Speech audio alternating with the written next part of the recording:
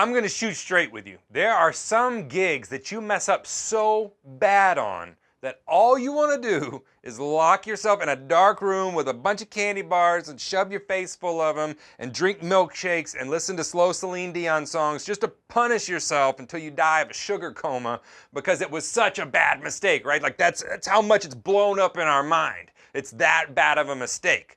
You're not the only one. See, I've been playing professionally since I was a teenager, and I got my first full-time gig whenever I was 19. I have a whole slew of screw-ups I could tell you, probably worse than any of the ones you've been through. Let's see, one in college. Let's take that one in front of all my peers that I really respected. I had reworked Moonlight Sonata for the vibraphone, 4-mallet vibraphone. I was so proud, man. It was way above what I could play, but I had worked on it. I got into the actual departmental where everybody was watching, and I went for a run up the keyboard, completely forgot where I was, had to stop, tell the professor, yeah, I don't want to know where I was. Dr. Wooten, I love the man, hate him, but I also love him. He says there's somewhere else you can start. So I started at the exact place right before there, did it again, and screwed up again. You could have heard a pin drop. He made me finish the piece. Another time, let's see, I was in a club whenever I first snagged the gig. I was 19, horn player, 7-piece horn band. He said, hey man, can you play a samba? I'm like, samba? Yeah, man, I got you samba. He said, okay, cool, we're gonna play this song smooth. In the middle of it, we break out into a samba thing and we have a horn line that goes with it. You think you can catch that on the fly? I'm like, no problem. We get in there, we're going, man, I'm smooth cooking. I do this fill, I go into the samba, and the band, boom, hits the ground. And I'm looking around like, what's the matter, guys? Everything's going fine. What had happened was I had turned the samba around. So all of a sudden you see the guitarist kick his amp and launch into the chorus to get us back on. I had no clue. The worst part of it was that one of my biggest idols in New Orleans had just walked in the door, seen what happened, and then walked down, right? It was horrible. I mean, I've got so many of these. There's another time that they called The Ocean by Led Zeppelin. They said, do you know it? I said, no. They said, don't worry, you'll hear it. Nobody hears the ocean and just hangs in there. Go listen to the song. You don't just hear it and catch all the time changes and shuffles and breaks. It doesn't happen, right? They started it 5 times until I finally said, if you start it again, I'm walking off the stage. Literally, I could entertain you for hours of all of my screw-ups. So what's the point? You gotta learn to deal with it. Like, suck it up, and we gotta deal with this. The best way to deal with it, though, is to learn from it. And that's what I want to teach you, okay? So here's, I always like breaking things down into steps, into step processes, because it helps you quantize it. It helps you be like, okay, I did step 1. I'm the same way. I'm like, okay, step 2, you know, fear and loathing, done. Check that off, right? So the first step is I want you to allow yourself a certain amount of time to really beat yourself up, like really feel bad about yourself. I'm like, go all out. You know, indulge in whatever you want to indulge in with eating, like just really, really look at what a slob you are for letting that happen. But it can only be for a certain amount of time, right? Usually I don't do this anymore. If so, it's only like an hour or so that I let myself really beat myself up. I try to learn very quickly now and move on. But usually about a day is all I'm going to allow myself. And I just wallow in self-pity, and my wife's like, shut up. I'm like, oh yeah, you just don't know how bad it was, right? Always worse than somebody else. And so I allow myself that time to do that. Then after that period, it's time to pick yourself up, be a big boy, and go and get on with life. The next thing you're going to do is you're going to get a pen and a piece of paper out. You're going to sit down with a cup of coffee or whatever beverage you like to drink, and you are going to decompress from that gig. You're going to make a list of all the things that were awesome, because there were some things that were great, and then you're going to make a list of all the things that sucked. You're going to really let yourself have it on the things that sucked, okay? Then you're going to go through that list line item by line item, especially the ones that you were great at. You're going to recall all the times like, man, that was really awesome. I did that well. Then I want you to go to the parts where it sucked. And chances are you're going to find one thing, one instance that jaded the whole gig. The gig could have been excellent except for that one thing, and you're letting it ruin the whole thing. Talked to a student a couple weeks ago.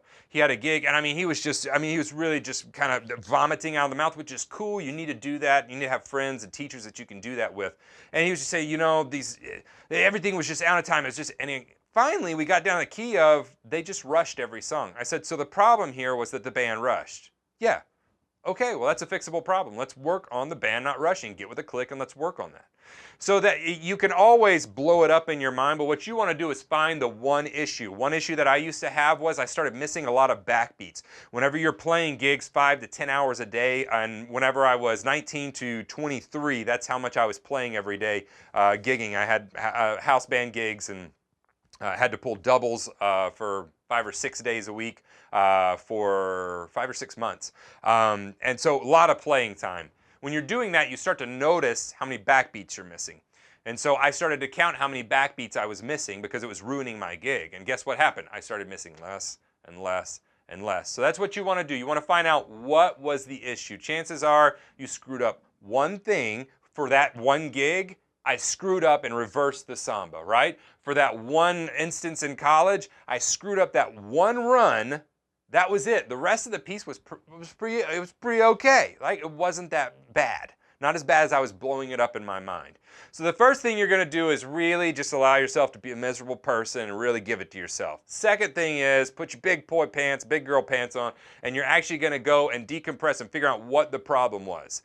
Don't stop there though. The third thing you need to do is specifically attack that problem. That one thing, you're going to attack it. It may be transitions into choruses or into verses with drum fills. It may be a specific groove going from one to the other. It can be very simple, small things. I'll tell you a screw up I had very recently. I played a sit-in gig a few weeks back with a band. I posted one of those gigs, but this wasn't that one. This was a different one. And we played like 70-something songs. I was sitting in. I was running a click with a set list. A lot of the songs I didn't know very well. I had charts. Lots going on. And then they called an audible, and I even forget what the song was. They called the audible.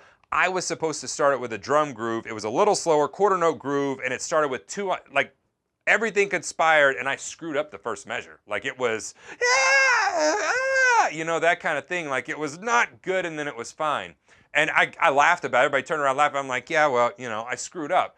But I didn't let that jade the whole gig. I immediately came home and said, I have a problem with that figure that I was starting with. So I deconstructed that one figure and I fixed it. And next time I'll nail it. It won't be an issue.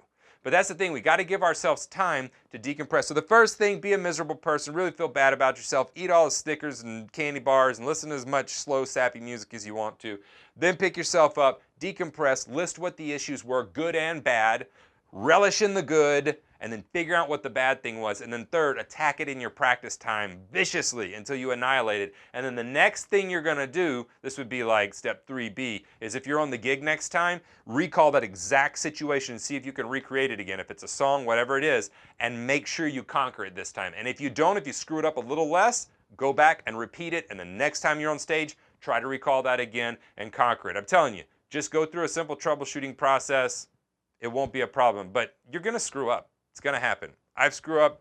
Trust me, I could give you tons of stories, but 4 is enough for my ego at this point to let you know that I screw up. So get out there, keep trucking. Don't feel bad about making mistakes. The top of the tops make mistakes. I was listening to the Police. I saw their reunion tour. I'll end with this. I can have a tendency to ramble.